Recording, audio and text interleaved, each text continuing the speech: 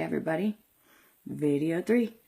I just wanted to start by telling you that this one's going to be a little bit different for me. It's really easy to rant and rave and go on and on about how frustrated you are, but when people take interest in what you have to say and you have to actually slow down and really start sharing information properly to get it out to as many people as you can, and you're young like myself and a millennial by default, it's a little more difficult. So work with me, bear with me here. I'm gonna do the best I can. I am so grateful for all of your feedback for the first 2 videos, which are both now on their way to completely viral, which is so awesome for this cause, because this revolution is definitely the first of its kind and one of a kind.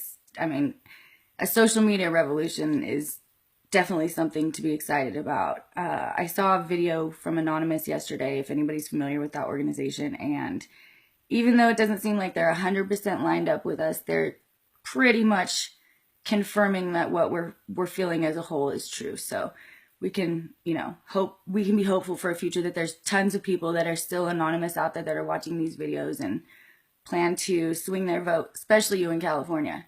So now that I got that out of the way, I want to mention really quick that everybody is telling me to make sure that everybody knows that if you plan to vote for Donald Trump, you need to be registered as a Republican. Don't chalk that up with a grain of salt that your state's not like that, because I have had confirmation that every state so far has been that way. If you are voting for Donald Trump, you need to be registered as a Republican. I don't want to tell you what I feel and most of us feel is going to happen if you don't register as a Republican. So just get that done as fast as you can, like today if you could. Well, Monday if you can. Anyways, now that we got that out of the way, we're going to go ahead and get on to what it is that we're here to talk about, because that's the most important thing for this video today. But because I'm not so familiar with not ranting, I'm going to use a little bit of I kind of wrote a little essay that I wanted to share with you guys, because I don't want to get sidetracked or go bird walking. We need to just get this information out quick. So I'm going to throw my glasses on because I can't see, and I'm just going to kind of read. So here we go. In 2012, Walter Williams asked in an article to his viewers, if you don't believe that this is happening, just ask yourself this: which way are we headed? Toward greater liberty or toward more government control of our lives? He was talking about socialism in America. Okay? Socialism in America. For those of you who haven't looked that up yet, like I've asked you to a million times, because it will really help you understand what it is we're trying to drive home, I'm going to just break it down for you today because you need to hear it. It's important stuff. The definition most popular for the millennial generation who needs it broken down, I guess, that Common Core is really working, is a government or social system, is a social system or theory in which the government owns and controls the means of production and distribution of all goods. All of them. It came about during the Industrial Revolution in the 19th century from Karl Marx, who, for some reason, introduced the idea of slave wages, which is the concept of working to live and living to work. He declared it slavery, and if you ask me, he tarnished the American dream for all the years to come up until right now. From its birth, however, socialism has actually caused more deaths than its original platform existed to end. Let's just talk about the numbers. I have them written down. I have them written out. First of all, if you know much about socialism or you're watching this video, socialism leads to communism. You've probably heard that before in your life. Just a little catchphrase, that's because it's true. So, let's start with Hitler. Did you know that Nazi stands for the National Socialist German Workers' Party? Yeah. Hitler was also a career politician. Did you know that? Connect those dots. I probably don't have to remind you about those numbers, so we'll just leave that alone and we'll move on. Knowing that communism and socialism are pretty much synonymous, one's just a little more extreme than the other, and the other's just a preview of the one to come. we can assume it's no coincidence that Stalin and Lenin were responsible for 62 million deaths between 1917 and 1987. That would be the year before I was born. That's kind of scary. One of them was a communist and the other one was a socialist. Okay? From 1949 to 1987, Communist Mao Zedong and successors had the blood of 76 million Chinese on their hands.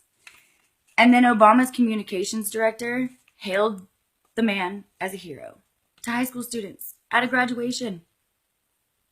And you guys are worried about gay marriage? Come on.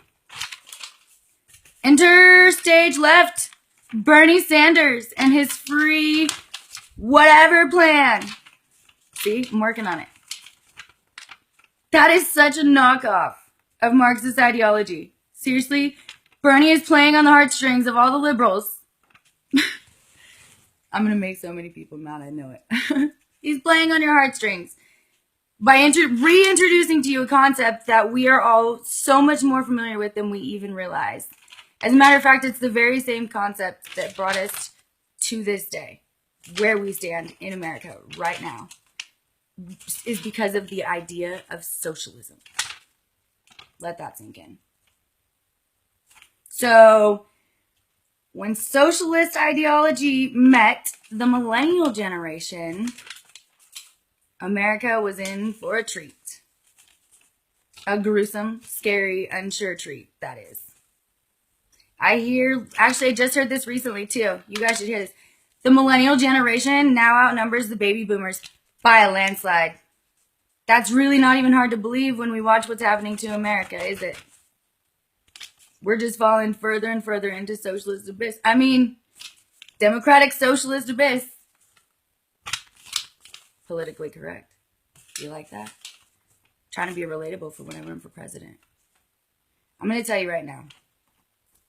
Just because you believe in socialist ideology doesn't mean you have to believe in concentration camps or genocide. The ideology of socialism alone leads to a no matter what. You can be completely against it, but the concept of socialism says that you at some point are going to be completely reliant and fully compliant, okay? You need to look that up. Because socialism is right in front of us. Right in front of us. And the only thing that you have to believe in for socialism to take over is that the rights of the state are more important than the rights of the individual. Okay? So, that being said, I have a really awesome blogger friend named Kristen. And she has been hammered by, I hate to break it to y'all, the liberals this election. She decided to become involved for the first time and started doing her research and very quickly became the most educated person I know on the matter. She can kill them with knowledge like no one I've ever seen before. And in response, they have just hammered her. But she's taken it like a champ and continues to fight for the cause also. And she sent me this morning, which is a excerpt from her next blog post, which should be going up anytime now, trying to make her a famous journalist. And I want to share it with you guys because it is very, very, very powerful. Bernie can say he represents the best of the middle class all he wants. That doesn't make it true. I know none of you supporters of him actually do any of your research. You just look up his proposed plans, what his intentions are with it, and settle on the fact that he cares and he's the most honest candidate in this election, and you call it a day. But you never research any of the opposing perspectives just for the sake of challenging any preconceived notions of your own. That's lazy, and that's not learning. You assume that we live in a free market capitalist economy and assume capitalism is evil and greedy as a result. Oh no, we live in a crony capitalistic oligarchy. Big difference. Interestingly enough, that's actually more in line with the socialist government than anything.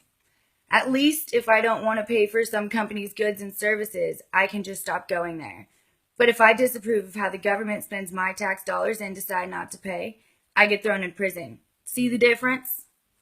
You can pair it off all you want. It's not socialism, it's democratic socialism. All that means is that you voted for some elite class of individuals to control your lives.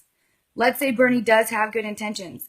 Let's say he even gets into the White House and serves 2 terms. What then? You've opened the door for a bona fide dictator to step in right after him, and you've left things wide open for communism to rule as a result.